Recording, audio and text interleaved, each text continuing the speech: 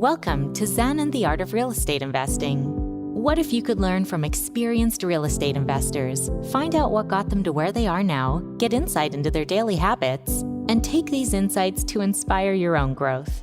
Each week, Jonathan Green shares an in-depth look at the mindful approach to real estate investing. Jonathan is a lifelong real estate investor, advisor, and coach, as well as the founder and team leader of Streamlined Properties. Whether you're looking to start from scratch, get to the next level, or just for a straightforward and honest approach to real estate investing, Jonathan seeks to provide a free mentorship program you can take with you anywhere. Now, here's Jonathan. Welcome back to another episode of Zen and the Art of Real Estate Investing, and we have return guests this episode, Deanna Ossa and Josh Dobken, and we're going all through designing and operating a boutique wellness resort because they did it. It's called Terra Palm Springs, and we go through everything from start to finish right now. This is episode 268 of Zen and the Art of Real Estate Investing with my guests back for a second time, Deanna Ossa and Josh Dobken. They have 15 plus years of experience in the architecture and construction industries. They invest in value add opportunities where they can use their expertise to maximize ROI. They also co-host MTRs and STRs, and they manage comprehensive operations teams for hotels, which includes their latest project, which I've been following and dragging them back to the show, Terra Palm Springs. Their first appearance was episode 120 in March of 2024. Deanna, Josh, welcome back. Thank you so much, Nice Jonathan, to be for having back. us. Yeah, I'm excited to talk to you because I mean, this has really been a journey that's played out on social media for a lot of us, but it's really been an interesting one because last time you were on the show, you had just had a failed deal on a potential boutique hotel that looked like it was going to be good and then failed. And I know this was kind of like you think you already looked at it when you were on the show, but it wasn't locked up yet. So first on that deal, why were you so interested in hotels? Because that'll kind of take us from last episode to this one. Yeah, so maybe to backtrack a little bit for those that haven't heard the first episode, we are, like you mentioned, we're both architects, designers, construction managers, and we got involved in real estate very similarly to everyone, just starting in real estate and residential real estate. But with our experience and our background, we realized that we struggled a lot with figuring out where we fit in the residential world because we couldn't use our knowledge and our expertise. Like it was all new to us, to be honest. It was very different. And we were constantly fighting with that world, surrounded by a ton of people like that hated their jobs, that wanted to go all in into real estate, but we couldn't fully commit or see a world where we could do this for the long term because honestly, we loved our jobs. And what we were doing was more passionate to us than the work we were doing in real estate. We eventually kind of like had a light bulb moment when we decided like, hey, why are we not going after bigger projects? Hotels would be the perfect blend between our experience, both Josh's background in high-end event venues. I feel like a hotel is small for Josh. I mean, I think for both of us it is. Yeah. I mean, like Deanna's saying, I'm experienced in event venues, sports stadiums, arenas, convention centers, things at very big scales. And then Deanna has expertise in residential, multifamily. Yeah. So that was our interest of blending kind of like the investor side that we had learned and bringing in our background from designers, the hospitality. We're very hospitality driven, high-end design, creating something that at the time no one was really talking about boutique hotels. And we're like, oh my God, this would be an awesome place for us to really niche down and learn everything about it. So that was the start of the boutique hotels for us. And that was almost 3 years ago now, or 2.5 years since we got kind of into it. And like you mentioned, we've been through the process a couple times trying to buy our first one. Yeah. Well, these were different buys though. This new one seemed like it was kind of straightforward. Most of the stuff was there as opposed to you counting on the last one. If people go back and listen, it was more about adding more units and it couldn't be done. So it didn't turn out. But yeah, what did this existing hotel look like when you guys bought it? Oh, it was a concrete dungeon. It was terrible. It was a lot of concrete. The facility was shut down for 2+ years when we purchased it. It was actually just sitting on the market. I think it was really too small for an institutional investor to want to come into, too big of a project for a mom and pop investor to want. So it really worked out well for us and our skill sets where there's a lot of value add opportunity. But it was actually a 21 and over clothing optional male only facility in Palm Springs. I never knew that. Yeah. Yeah. Prior to it shutting down for a few years, the seller, when we bought it, was trying to go through the permitting process in Palm Springs. And I think they struggled a little bit with getting through the back, the checks and systems that you need to in order to get a commercial construction project off the ground. Yeah, that makes sense. And I mean, that's where you guys have the competitive advantage. You have the experience on much larger scale, so it doesn't seem big to you. But I like what you said because it does fall. A lot of people who are buying multifamily are looking for that little subtle thing in between institutional and just like a random seller. And this is the same thing that you guys found. You just found it on the MLS? Yeah, it was on LoopNet, which is funny because like a lot of people have the idea of like, oh, if it's in LoopNet, it's been picked over and no one wants it. But like, I think it's part of like the fear of like, I don't know enough that I don't know what's wrong with it. So there must be something wrong with it that no one else wants it. And honestly, it was a big project. Like we did spend like 1.2 million in construction. So like Josh said, like for a new investor taking over, someone jumping from short-term rentals into the boutique hotel world, this is a big renovation. The hotel didn't have any finishes. It didn't have plumbing. It didn't have anything. It was a wide canvas full of concrete, but it was a big renovation. Like if you've never managed renovations commercially in at scale and have dealt with commercial contractors, it is a big renovation. So the bones were there, which was perfect for us. But then we were restricted by the site in comparison to the one in Estes Park that we talked about last time. That one had a 4-acre site. We were going to build geodomes. We were going to build all this added amenities. On this one, it was more like in the creative way of like, how can we make, the location was fantastic. It was almost downtown Palm Springs, views of the mountains. But it became about like being very creative of how to add the most value to something that was there already.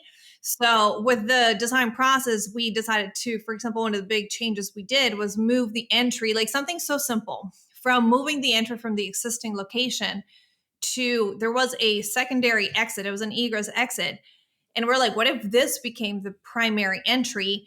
When you came in, we can reorganize the circulation around the site, add a new bar, add a new amenity.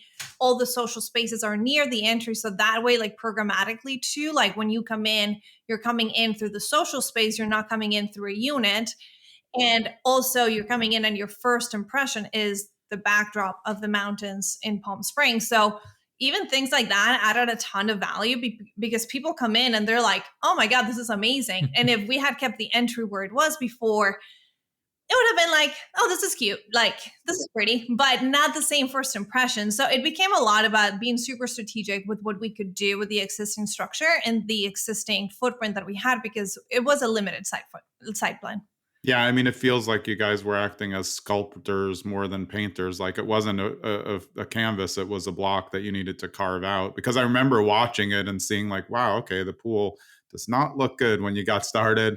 And then another major thing you did was take some space from, I think, an owner unit or something to create extra space. Tell us about that, because these small decisions, just like the entryway, that monumental consequences long-term to just a very small decision. So yeah, I think a lot of what we were trying to do was obviously make the space have a better experience as you come in, but we were also trying to find every possible way we could of maximizing the square footage that we did have there into something that was creating revenue. It was going to generate more bottom line support to not just support the underwriting, but also attract and appeal for us to gain investors and to just make the space perform better. We took an owner's unit, which was at that entrance that Deanna was just talking about, and we split it into two.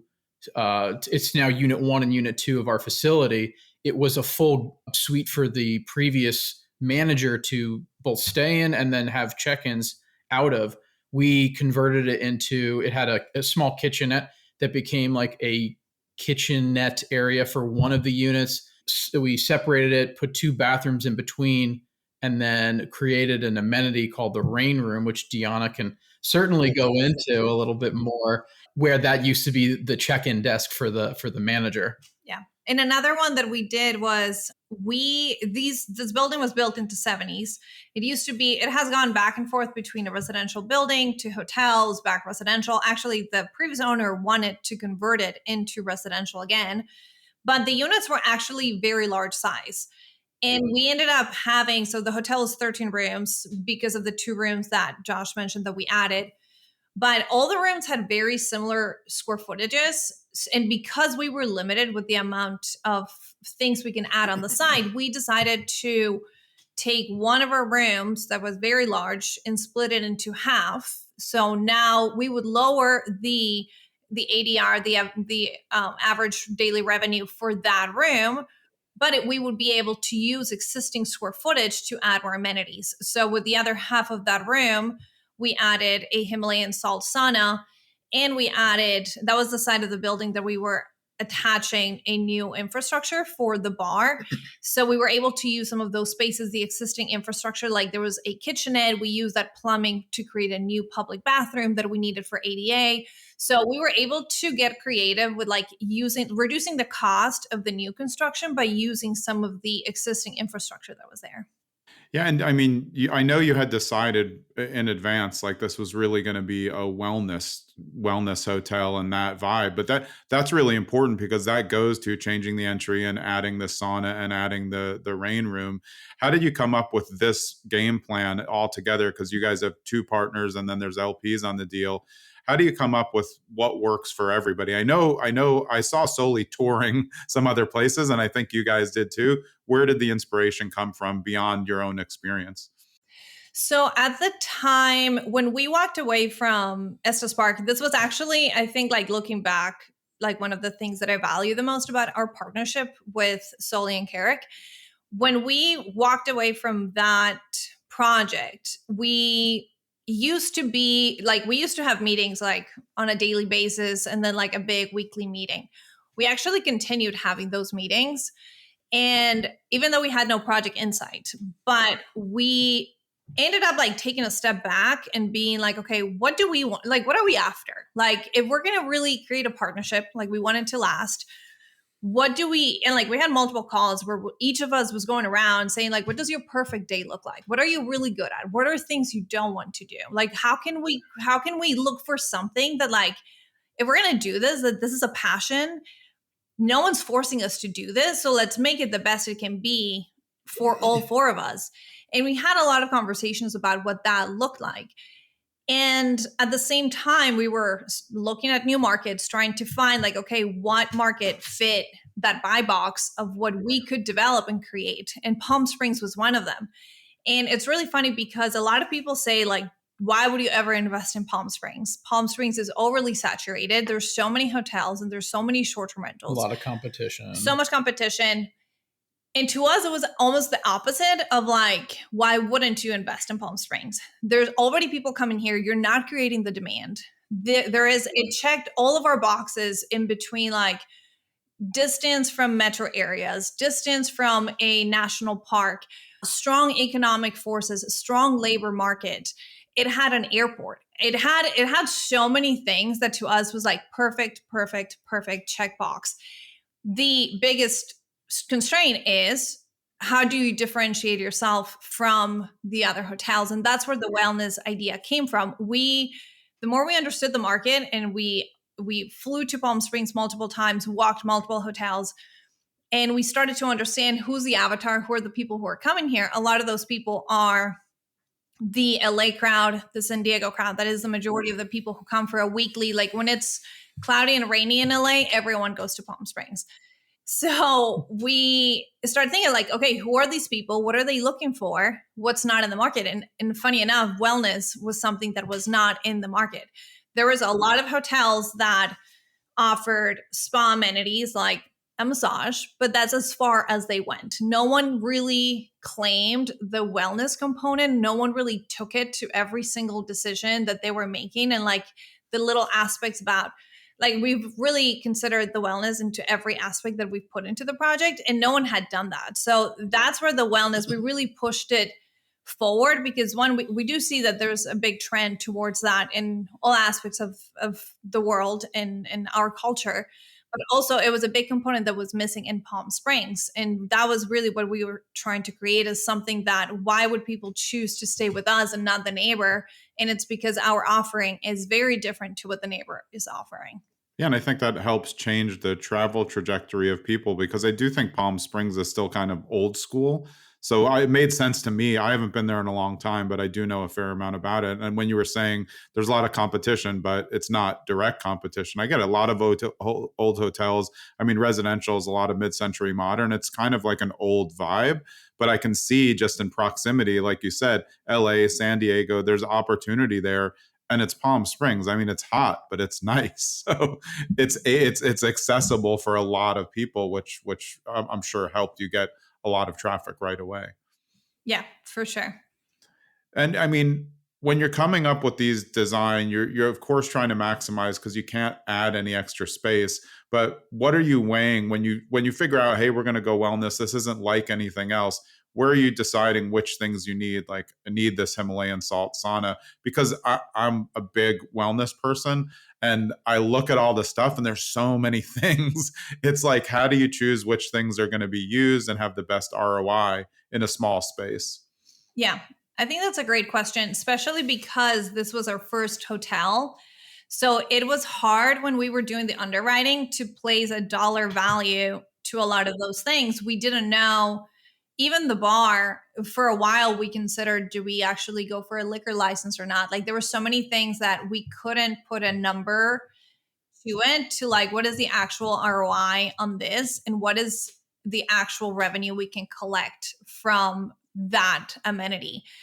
I'll answer this question in a two-part. In terms of like the amenities we chose, we were really trying to be innovative and create something, especially because of what I was saying, the culture that we live in. People now have red light saunas at home. People have the cold plunge at home. So I have a it's sauna not downstairs. So exactly. Yeah. I'm a little jealous of that. Yeah. It's becoming so accessible. So if you create something that people have at home every single day, it's less exciting. It's less, why would I go there? So every amenity that we created a story around it and try to make it really unique. So like, it's not just a sauna, it's a Himalayan salt sauna. Like, most people haven't been in a Himalayan salt cave or a Himalayan salt sauna. So that was a unique turn that we took into that. Obviously the cold plunges are everywhere in the heat of Palm Springs. Who's not going to love a cold plunge? It's so nice in the summertime. And it's funny because we do feel like we designed it in the summer heat, like with the summer heat and the desert in mind. I'm sure you're going to get to the desert aspects of that, but go ahead. Yeah. And then the other amenity, which Josh hinted at initially, was the rain room. So the rain room, if you simplify it to the most basic thing, it's just a shower. It's an outdoor shower.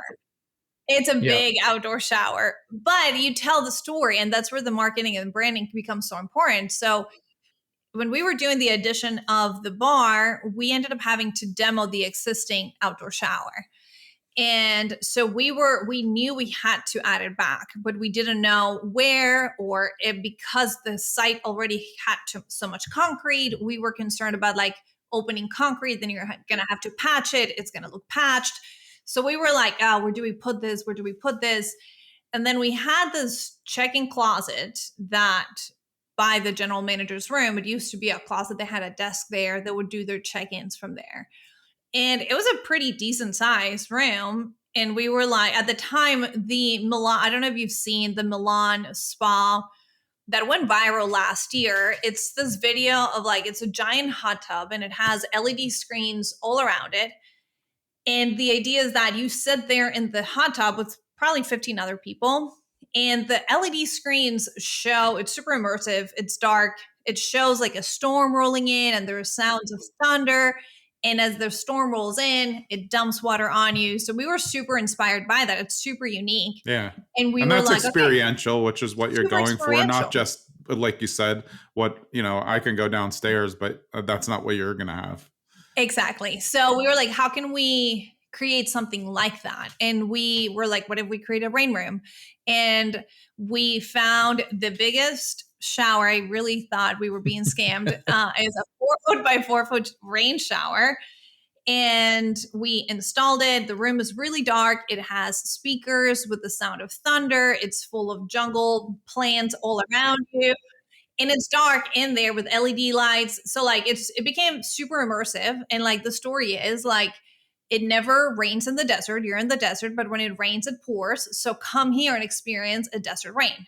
And like we created a little plaque with the story of it. And now it becomes like one of the most favorite guest amenities. And it's a shower. But it's like amenities like that we were just like, how can we create something unique and special out of every single touch point that we do at the hotel? Yeah. And I think just to add one thing to that too, I think in any good project, any good design, you're really trying to engage as many senses as you can.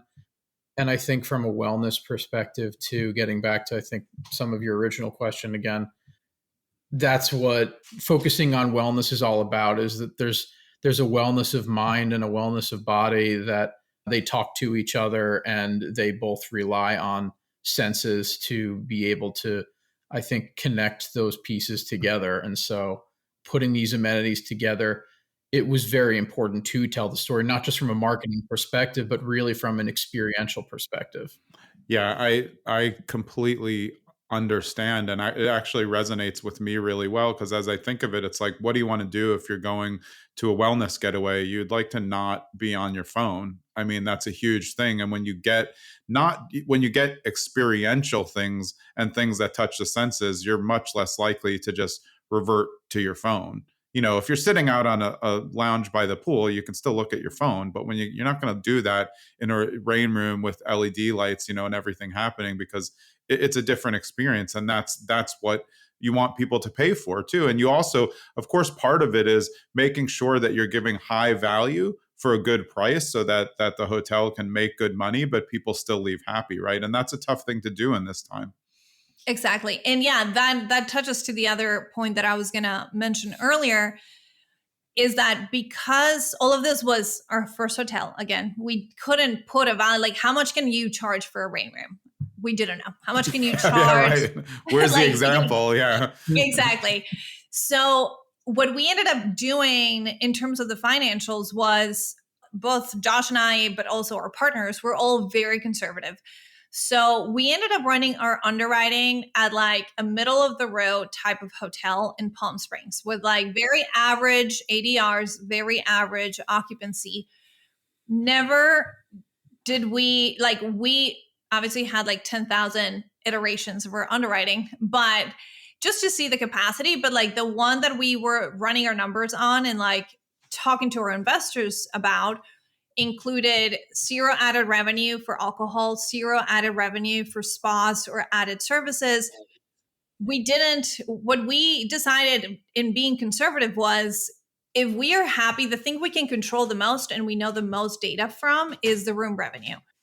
If we are happy, if let's say it all fails, no one cares about wellness, no one comes to our hotel because of wellness, and we have to drop our prices and be a very average hotel, are we happy with our returns? And are we going to be able to meet our investors' expectations of our returns with just a very normal hotel? If we can do that, then to us, that was a successful hotel worth pursuing, because everything beyond that was going to be an added bonus. All revenue, all alcohol sales, spa sales, all of that was going to be added revenue. But we didn't count on that from the beginning, which really helped us with, one, like making sure we were buying the hotel for a good price. It had to be low enough that it made sense that way, but also gave us a long leeway of like, we can experiment with some of these things because we don't need them to succeed in order for the investment to be successful. Yeah, I feel like that's a very respectful pitch for investors because there's so many people out there who are pitching just the best case scenario. And we, of course, you guys know from larger projects, that's a disaster. You always want to under promise, over deliver, and not like under promise as you're saying it's going to be bad. You both knew it's not going to be a flop. You're not going to make that mid range number with as nice as it was getting as I was watching it.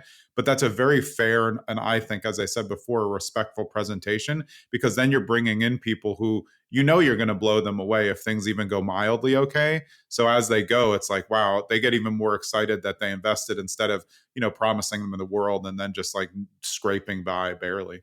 Yeah, absolutely. And that was so important to us for our investors and for us, like in this community, like we mentioned in our previous interview with the other hotel, we walked away. Like it was soul crushing to walk away from Estes Park, but the responsibility for our investors, like we take that so seriously that we would rather walk away from a bad deal. So we were not gonna let that be something that affected this deal either. And it was so important for us that, especially on the first hotel, we did it well and we set the precedent of the type of work that we're capable of doing.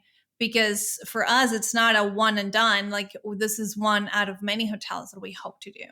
Yeah, it probably helped you, right, to pass on that first deal and know going into your second one that, hey, we can all decide like the numbers just don't work here. Even though, like, of course you're getting excited, but especially with your guys' experience on large scale projects, you're not emotionally attached. Even if you are a little, you can still drop it. But it is harder for that like a new investor getting involved in boutique hotels. I'm sure you know some of them. They get so emotionally attached to, this first 7-unit boutique that they can't let it go. And then, of course, it is hard to come back from that. And then investors may be disappointed.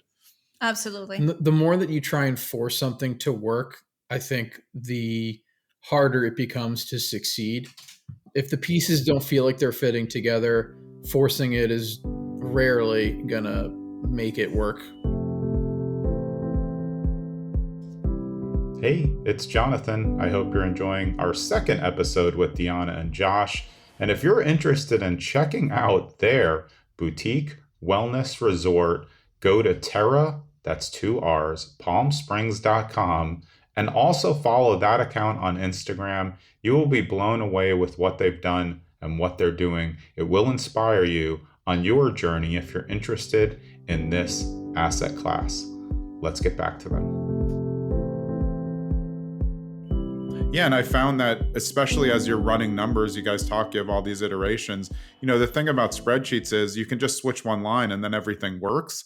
And that's where I think it becomes dangerous for other people. But I remember watching some posts that you guys did, and one was like Deanna was doing like a bunch of design things. It was just like a million different things, and that's like a daily thing. But I feel like for this project, what you proposed as the design and what you were kind of pre-branding going into it was really part of the package, where I hope other people were like, well, the spreadsheet looks cool, but like this is going to be different. I could see it developing. Was that part of your marketing plan for LPs and also for the end game, which is branding the hotel in advance? Yeah, no, we were incredibly transparent with our LPs. We, like you mentioned, like we showed them the potential, but we were very clear that is not what these numbers reflect. And we showed them the pro formas, we showed them what we anticipated in annual revenue in our 7-year plan of like an annual increase on that. Yeah. But very clear, it said this did not include, like, here's all these things that we think we can achieve, but that none of that is included into these numbers, because we don't want to oversell you. What if it doesn't work? Like that's a huge risk. And we don't know enough about alcohol sales. This is the first bar we've managed, like, for us to say like, oh, alcohol sales have a average of 6-time return. Like, we can't say that. We don't know enough. What if no one comes to this is a wellness hotel? That was a huge risk. Yeah, right. What if they just all want carrot juice? Yeah, I mean, yeah. So every aspect that we could control the narrative and that we could control, because like you said, at the end of the day, an Excel sheet is just an Excel sheet. You can make it tell you whatever you want to if you're not transparent with yourself and you're not honest. And at the end, you could show numbers that are all a lie, and the Excel sheet will tell you whatever you want to. And you have to be really honest and transparent with yourself of like, is this feasible and is this realistic? Because the level of risk you're taking is ginormous. Like it's not to mess around with. You're taking the fact that people were trusting us and believing in us with their life savings. Like we did a private fund raise. Everyone we that who's an LP is people we know. So for us to take their hard-earned money, like not to say that we would care less about strangers, but like, right. Hey, strangers, but just like, throw it in this bin. Yeah. yeah. But it's such an honor to us. It's such an honor for us to be like, you believe in us, like we need to uphold that in the best way we can, even if at the end of the day it means we walk away. But we need to do everything in our power to do the best for you. Yeah, I think you made a really good point about that alcohol sales, and I wanted to get Josh's opinion because, like, when you're doing your old previous big arenas, those type of projects, there's lots of things that you can project, but you don't know what's actually going to happen when you open, and that's very relevant to Terra. It's like, as you're saying, I don't know if anyone's going to actually go in this, Himalayan salt sauna, or are they going to drink? So a lot of that is adapting and doing that. I know you guys did a pre-opening and you're bringing people in, but how was it as you started to open kind of on the fly? Because that's, I feel like, just like with a short-term rental, the first month or two is the most important because that's where you learn the things that there's no way you could have known before you open. Was that similar to opening a sports arena and realizing, Josh, that like, hey, this stuff's all on the wrong level? Oops. Well, there's probably two ways to answer this. From the arena experience and the sports world experience, you're such a small portion of what's going on because of the sheer scale of it that it almost doesn't compare. I mean, one of the projects was like 800,000 square foot building versus a, I don't know, 4,000 square foot building. Right. The hot dog stand's not going to mess up the projections yeah. And I think there's enough historical data there for the guys and gals that are running those facilities to be able to have a good idea, a good sense of what they're doing. But I think that for us, even month 1, month 2, I think we're generating good data right now. We're learning about what it means to operate. And I think you go through the acquisition and the design and then the construction and permitting side of everything leading up to day one. You're building the car and now the car is driving itself, but you might not be as efficient as you can be with every single aspect of what it means to operate that thing. And so for the 4 of us, our job has transitioned from putting the car together to now driving it. And we're still figuring out what that means in terms of getting the numbers really fully dialed in, seeing, is this good? Oh, well, we don't know yet because we don't know if that, if how much percentage we should be hitting. So like we're creating the benchmarks as we go. We're creating the scorecard and making sure that we're hitting numbers and we're refining. And I think that there's a ramp up period with any business that you're going to be in where you may not have all the data that you need coming into it. But as you build more and more on that, you get to what you need. And I feel like having now our peak season behind us, we're really starting to dial into what we feel like those numbers should be. Yeah, that makes a lot of sense. And that goes to your kind of projections before, not overdoing it because, hey, now everything's looking good. Now, how can we, optimize it to look better?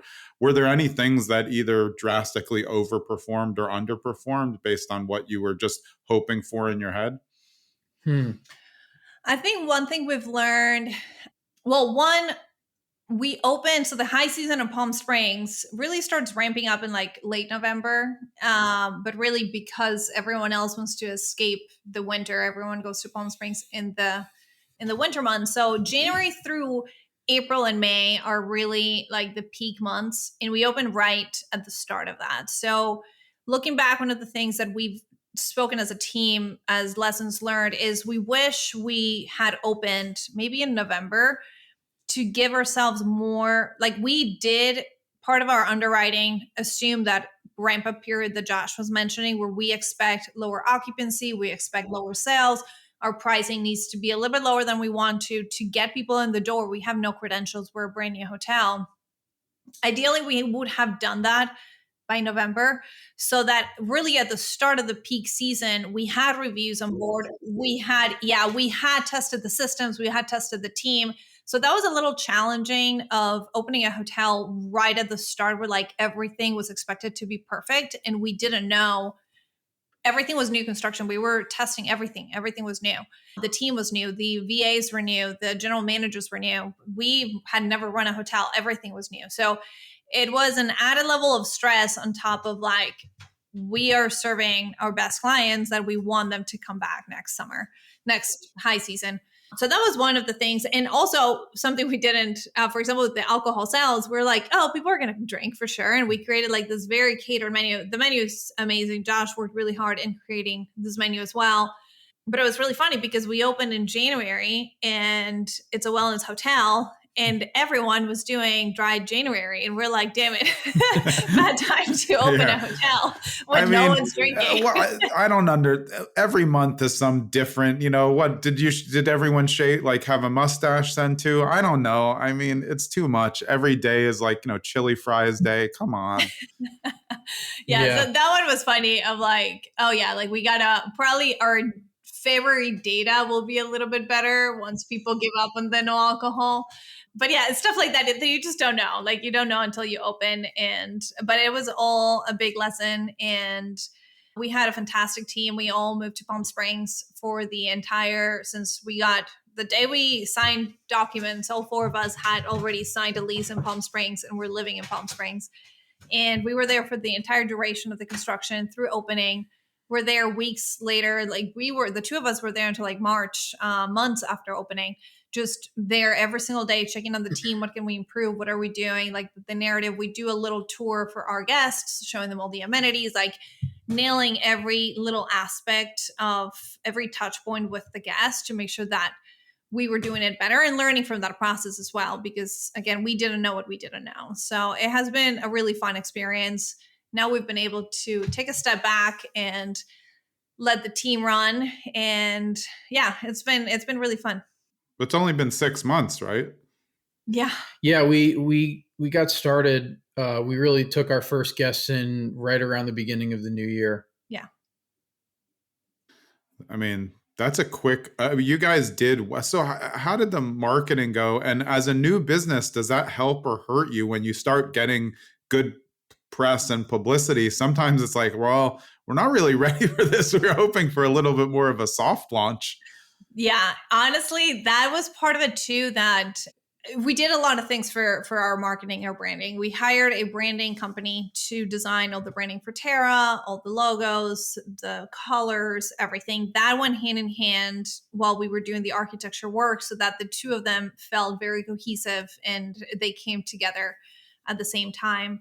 But we also hired a PR company to get our name out there because we realized that by opening, we really wanted to push our contractor, and we did push our contractor to open by November. But realistically, obviously, there's always delays, things that happen, things like long lead items that don't show up for weeks. So like we experienced all of that as well. So we had built the buffer. We told the contractor that he had to be done in November, but what we told investors was that we were opening in January. So we're thankful that we built that constraint, like that buffer in our schedule, because when we did open in January, no investor was upset. That's what we had told the investors. It was just we were pushing ourselves to be a little bit farther ahead. At the end, we weren't able to do that. But yeah, when we opened in January, it was just like we got to go. Like we have to be at the top immediately, and it's the peak season. So we had a hotel consultant that we hired during this process as well. Again, being very conservative, it's our first hotel. We want to do it well. He had been the owner of multiple hotels in Palm Springs. So it was really good to hear his feedback too. He was really great at telling us like, hey, here in Palm Springs, you want to do this. You want to make sure you offer this. Or like, no, that idea is not going to work. Like he really helped us in guiding us through the market. And one of the things he recommended was hiring a PR company to get our name out there as fast as possible. So we did hire a PR company that was the company putting our name out there to everyone. But obviously, your design has to match. And a lot of their people, like, they would keep coming back to us. They're like, we can't run these ads, or like, we can't run these articles with renderings. We have to have someone show up to the property and make sure that it's real. And we were still in construction. So that was really hard because we were trying to get our name out there, but we were still under construction. We literally finished construction the same day we opened. It was absolute chaos. And it was chaos. So that part was hard, of like getting your name out there, but like no one's going to vouch for you until you have a final product, which makes sense. But yeah, we were able through them to work with multiple articles, with multiple people that came to the property, stayed as guests, and then they've written a lot of articles about our hotel. And that has helped us tremendously in getting the name out there. Yeah, but I mean, what you said is important. You do have to back it up. So it's great to hire PR, but if the back end doesn't work, it's going to be a PR nightmare. You're going to shut down. So it's almost sometimes more pressure. No, Yeah. there was a lot of pressure, and we do go back and we say, hey, remember when this was happening and we were trying to just stay completely sane? Because at the same time, we're like, which unit are we currently living in? Because like we weren't, our lease had ended at our rental. And we're still in Palm Springs trying to make sure everything's getting off the ground. And we're like hopping from room to room, just like living in them, basically saying, okay, that's not working. That's not working. That's not working. And using, our own experience. I mean, this is where our experience as like architects and in construction management really helped out, because we were able to just be on site and very pointed in prioritizing what needed to get done at a given time. Yeah, and I feel like with both of your backgrounds, it's much easier to work with all of the contracting teams because they can't not respect you. You just know what you know. A newbie who's just showing up, they're just not going to listen. You have to, of course, you prove it by what with your background, but still, that probably made it a little bit easier because they knew, okay, you guys have worked on much bigger projects. Like, we're just going to do what you tell us to do and give you any feedback along the way. Yeah, I think that a big part of that is that if you're not as familiar with construction, you may be steering a contractor in the wrong direction by expressing concerns about things that might not be done yet, or they may be in the process of fixing something. And you can really slow down the process, or even put your own project at risk by being overly involved in specific items too. So it does help to have that expertise and be able to say, okay, don't worry about this thing. Don't worry about that thing. They might look terrible right now, but focus on the specific things that do matter right now. And that was for us, just like knowing what those things needed to be on site at every time. It definitely helped out a lot. Yeah, well, kind of what the workflow is for each thing. So that thing can't be done until X, Y, and Z are done. So there's no reason to start talking about it. And as you're saying, yeah, somebody inexperienced is like, oh, we just close it up. Like, we have to open it. It's like, no, there's 3 more things we need to do behind the wall of this rain room before it's ready. I just had to go back on something. Did you say, is the shower head in the rain room 4 feet by 4 feet, or the room's 4 feet by 4 feet? No, the shower head is it's gigantic. I had never used it before. Like, we installed it. We literally used the amenities like maybe 2 months into opening, and we're getting in it, and it's intense. It's really soft and it really does feel like rain, but like, you are completely immersed by water in all sides. Like, you can't, like, almost can't breathe of like being in there. Like, it's water all around you.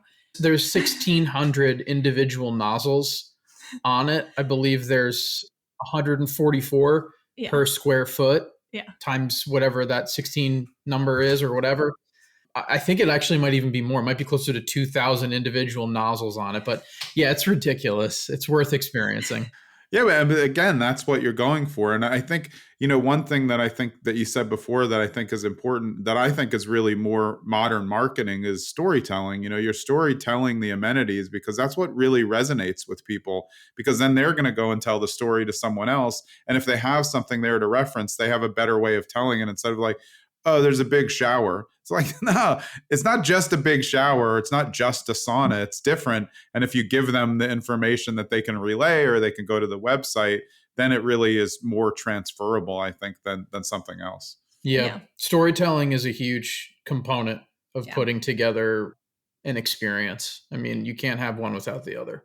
Yeah. And I really think in this market, it's becoming part of the expectation. Like you're competing for people's attention, you're competing for something different. And if you just say we have a cool shower versus we have a immersive rain room, like it sounds very like I'm going to choose the immersive rain room. Yeah, it sounds more like a museum exhibition to me, and I mean it's an attraction.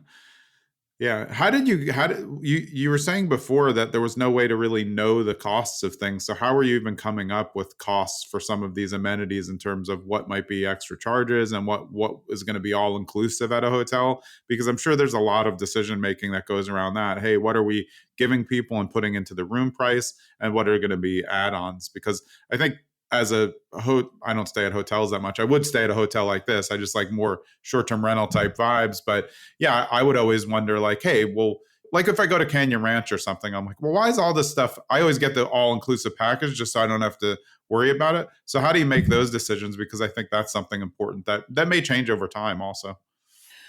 Because of that same reason you just said, we decided to make it all-inclusive because we realized there's nothing worse than going to a hotel or going to a place that tells you all the school stories and all these school amenities, and then you show up and it's like, oh no, but you got to pay extra for that. Oh, you want to use that too? Oh, you're limited to an hour, and then you also have to pay extra for that one. Oh no, you can only do it once. Like all these like.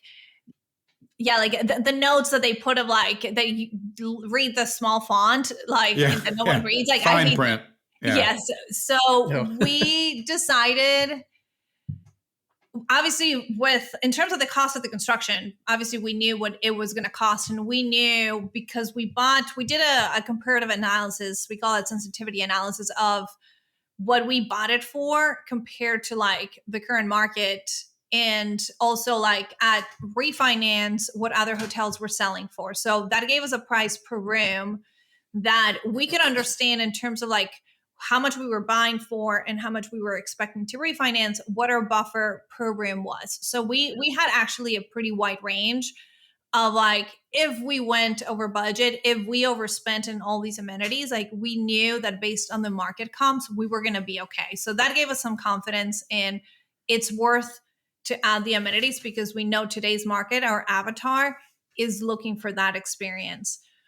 In terms of how to price the rooms, what we decided to do is, like you said, like we didn't want to start nickel and diming people.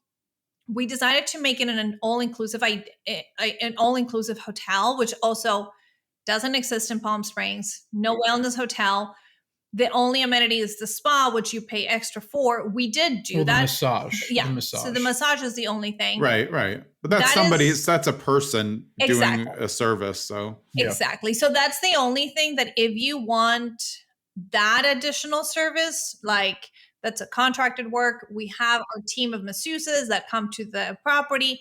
They can give you a massage, but everything else, and like we actually like part again of the storytelling, we created circuits and we tell you like to get the health benefits, like how long to stay in each one and how many times to do it. So like we've been at the property and we've seen people like jump from one to the next and then they keep going in circles and it gets amazing. Like we're like, yeah, use it. Like you're paying for it. Obviously the cost of your room goes up with those amenities, but then you're you're paying for the experience and people appreciate that versus like paying for a lower price room, but then like having to sell you on like the added, oh, you want to use it, you pay extra. Like that was not part of what we wanted to create. Nothing feels worse than when you're going to a budget airline and you're deciding you need to pay extra to choose which seat you want ahead of time, or if you want to have everything like that. Yeah. No, exactly. Nobody likes that kind of experience. And I think especially for us, it's a 13-room hotel.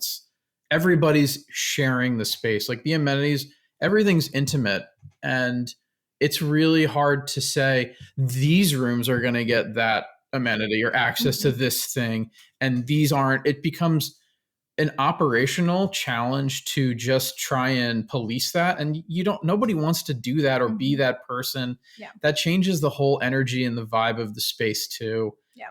There was really no other option than to just have it be a shared amenity, something that everybody gets to experience that's at the property. Like it was a no-brainer, really. Yeah. The only thing we added as a differentiator into the rooms was a lot of the rooms have really large back patios that we decided to do different amenities to them so that people, and this is part of like the hospitality level that we want to offer, is that, and a big reason why we like boutique hotels, like we don't like the 100+ room like hotels, because you become one out of like 100 people, like no one even knows your name. What we wanted to create was a very catered experience to the individual, so that people, when they come, they get to choose. They're like, oh, do I want the cold plunge suite? Or like, I can be like, oh, I actually hate cold plunges, I don't need my own cold plunge, but like an outdoor concrete tub sounds super cool.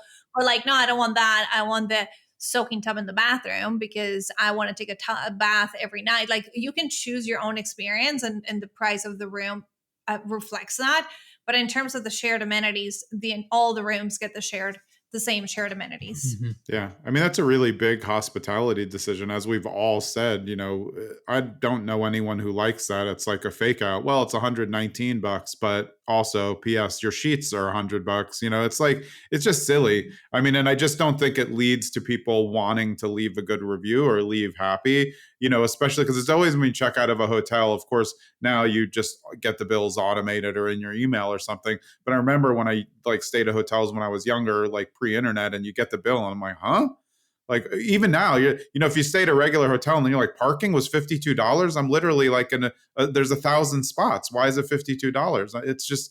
It just ruins that end part of the experience for you to get something that was a surprise and not upfront. Yeah. Honestly, and it's been like such a pleasure because of that, because it feels so individualized. Like, it's been such a pleasure to now share the space with guests, and they come to the hotel, and like I tell Josh all the time, like every time I see like a reservation coming in and they're like, oh, we're celebrating our anniversary here, I'm like, oh my God, you chose us. Like that is such an honor. Yeah. Or like, we've had people like, oh, I'm proposing to my girlfriend, and like, or I'm surprising my wife's birthday. Like, it's just like people want it becomes special. People want to celebrate the special moments at our place. And it's not just like the place that you go to and you just need a place to sleep, but you're going to be out all day. Like, people actually are coming for the experience. And to us, like that's exactly what we wanted to build with Tara. Yeah, and I feel like, the overlying theme is you've created a curated atmosphere. People are going to pay it. There's much less complaints when you kind of can live up, same as we were talking about to your investors. But I just know from myself, I really don't look at the price. If I enjoyed it and I agreed to it up front and all the things that I thought were included, you just leave, you're like, great. But that's a huge, huge decision to make, because it could drastically change the trajectory of your hotel if you make bad decisions in the beginning and then try to fix them. Yeah, so that probably goes to your widespread experience, and then also, really testing out some other places and seeing what's there. So you're 6 months in. How do you think the next year is going to look? I mean, you can step away now. That's a good sign. You're not living in one of the rooms anymore. Thank God. It took a little while to get there, but yeah.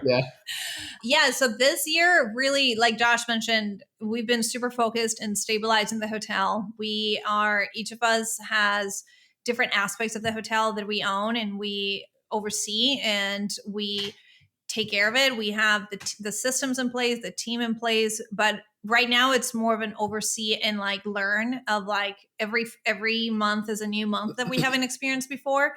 So learning about the type of people who are coming, what offers can we do, and how can we maximize and at the end of the day create the product that we dreamt of. But we're also, for us personally, like thinking about like what's next and like the next hotel with our partnership. We've been talking a lot about like what the next hotel looks like. We want to continue building on what we have started. So, but becoming a little more, even more specific of like what it is that we are creating, rather than, I think it worked out really well that we found the property and then we had this concept that we're able to apply to the property. But now that we have the concept, we want to find the property that we can like do it the other way of like, the concept, the property fits the concept, not the other way around. So we're becoming a little more strategic about that. Also building a lot more buffers, like the last year specifically, but for us personally, the last 4 years, we've really been in a trajectory of like all in. We've lived in every rental that we have flipped, managed. Like it's been, I was calling you vagabonds before we got on the show because they're always on the go. We've been in suitcases for 4 years, which obviously takes a toll, and emotionally and physically. So I think we're really ready. I think for us personally to stabilize our lives. And when we got started with real estate, we were living in Seattle. We always dreamt of going back to Seattle. So that is the point where we're at right now, is trying to get back and figuring out when the right time is, hopefully in the next couple of months. But then from there, now that we have built the systems and the teams and everything, like we know that we can continue traveling to wherever the projects are at and continue doing what we've been doing without necessarily putting our personal lives on pause the way that we have for the past 4 years. But we're still working on a lot of projects. We're working with a lot of investors, and now we're helping them with their hotels. So that has been really fun as well, of being able to come in with like the knowledge of both architects and designers and construction managers, but also like we also manage a hotel. We also raise capital for a hotel. So we can also help our clients see a lot of holes that they have in their proposals or in their underwriting, and try to help them as much as possible with really everything that comes into building a hotel. So we've been working with a lot of clients that has been really fun. But yeah, that's where we're at right now. You guys are just looking for home one of these days, right? Yeah, I mean, I was just going to say the irony of everything we've been doing is that we keep on value adding all these properties. And as soon as we've got them to the point where it's like, okay, good, like that one's done, let's go value add something else. It's like, all right, well, let's move back to a construction site somewhere else now. Yeah, we don't get to enjoy them really. Yeah. Well, no, I can see there's other big things coming, but I think it's cool that you're able to kind of take that break from being, the GP on that. Of course, that's still running, helping other people achieve their vision, because I feel like with both of your knowledge, you can really save them a lot of things, especially now that you have one under your belt. And like you said, now you kind of have a proof of concept for the next one and location match, and then probably add some different cool things just to test them out. It sounds awesome. I'm glad I got you guys back on the show. I've been waiting for this update as I've been following your journey on social media. So I really appreciate you guys spending the time. If people want to get in touch with you or they want to get your expertise, should they go to designinvestfi.com? Is that the best place? Yeah, if anyone is interested in the multiple facets of what we do, that's the best place to learn about us. There's a contact in there too that you can reach out to us through, or also our Instagram. We're very approachable through Instagram as well. Always chatting with people in DM. So also feel free to message us there. It's at D.I.Fi. Yeah, and it's really you guys behind the Instagram. There's so many people who I get, and it's like, oh, thanks for the message. Thanks for the message. Like I'll be doing a show, like I'll send out the clips for the show and just get the same message over and over. I'm like, well, okay. Thanks. No, it's us. It's us behind it. Mostly her, just for the record. Yeah. Well, no, this has been great. I love getting a catch up, and I'm glad I could get you on for a second show. So thanks so much. I really appreciate it. No, thank you for having us again. We're excited to share more. Thank you so much, Jonathan. Yeah, that was Diana Ossa and Josh Dobken. You can find them at designinvestfi.com. I'm Jonathan Green. We'll see you next episode. Thanks for sticking around to the end so you can get a preview of who's coming up on episode 269 of Zen and the Art of Real Estate Investing. And it's my friend Kirby Atwell, who's the host of Living Off Rentals, which I've been on, a short-term rental mentor, veteran, and longtime real estate investor. We're going to talk all about his journey and how he figured out how to live off rentals. Next episode, we'll see you there.